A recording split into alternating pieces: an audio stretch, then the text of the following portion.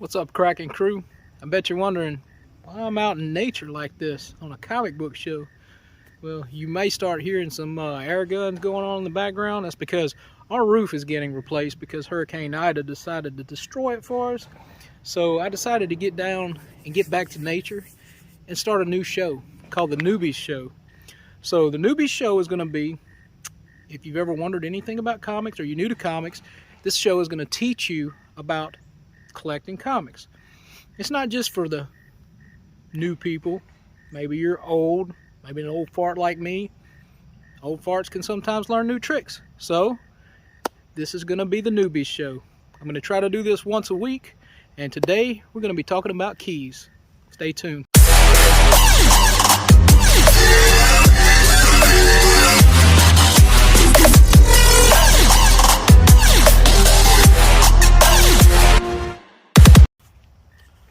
What is a key?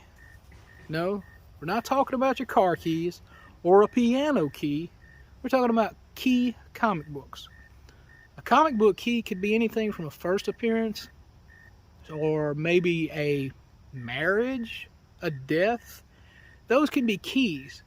But let's delve into these comic books and the different kinds of keys. And that way you'll know what to look for when you're looking for a comic that you can hold on to for future reference. You know, you might want a comic that's going to be worth something, not one that's just, throwed away, a dollar bin book 20 years later. So if that's what you want to look for first is a first appearance. A first appearance will be just what it sounds like, the first appearance of any character that comes around. And sometimes first appearances aren't that great. Sometimes there'll be a minor key. A minor key may be a character that's not that important. They may have a first appearance. But what happens when you have a book like Hulk 181, okay, which is the first appearance of Wolverine? Then you have something that's worth money. What happens if you have a Amazing Fantasy 15, first appearance of Spider-Man? Then you have something. Okay, so we've got first appearances down. So what about a second appearance? Is that a key? Yes, second appearance is a key. Very much so.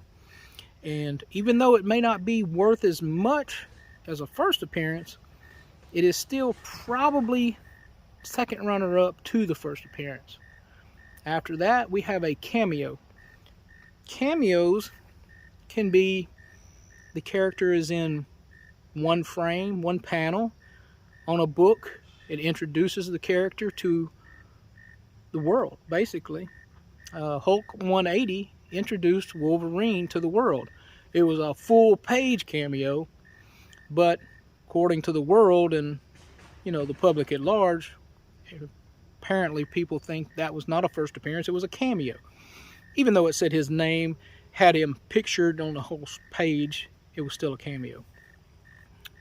We'll get back to that in the future, okay? But after that, we also have first solo appearances. This could be when the character gets its own book, okay?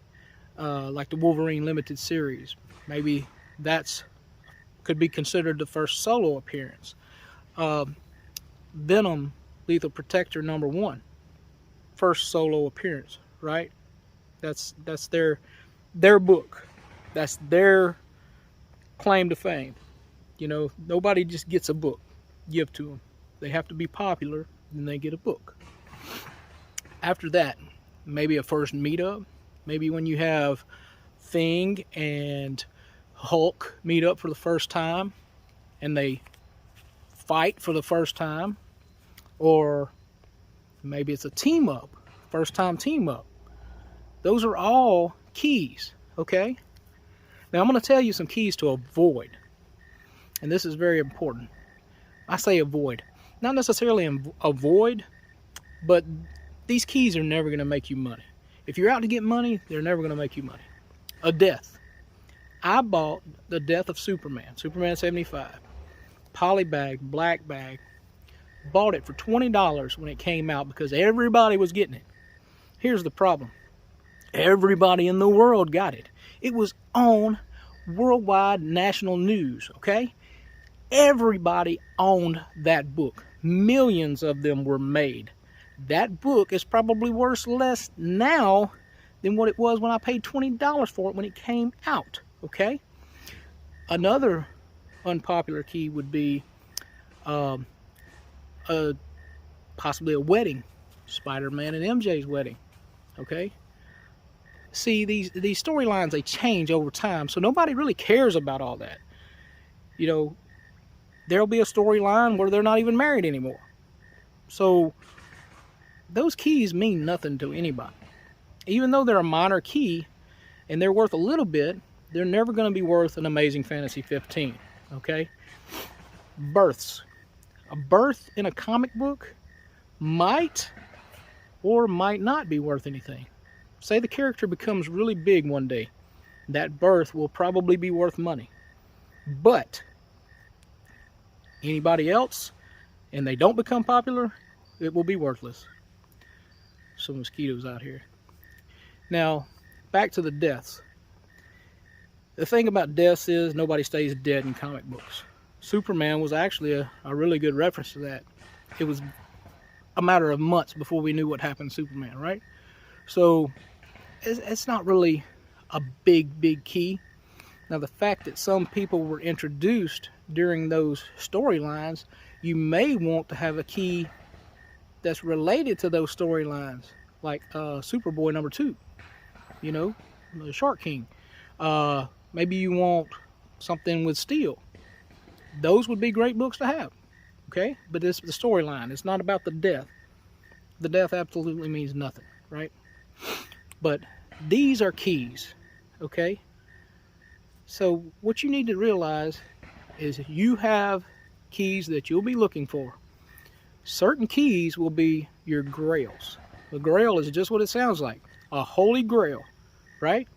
The holy grail is what you're looking for. When you go find that holy grail, that'll be your ha-ha moment, right? If I owned an Amazing Fantasy 15 right now, that would be my grail, right? Period. Now, my grail may change after I have that. I may say, well, now I want this to be my grail, maybe a Hulk #1, and then I will go after that grail. So you can have as many grails as you want, but always keep searching. The whole point of being a collector is the hunt. If you can hunt and you finally get that book that you've been waiting for, that's what's going to put the joy into your heart. That's what's going to make you stay collecting for years and years and years, okay? Just keep on collecting. You're going to find that book that you're looking for.